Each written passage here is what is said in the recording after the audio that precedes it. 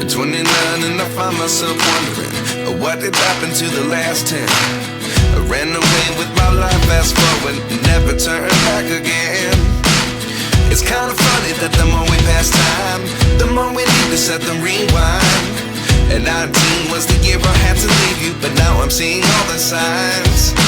Is this really happening? I can't believe it's true.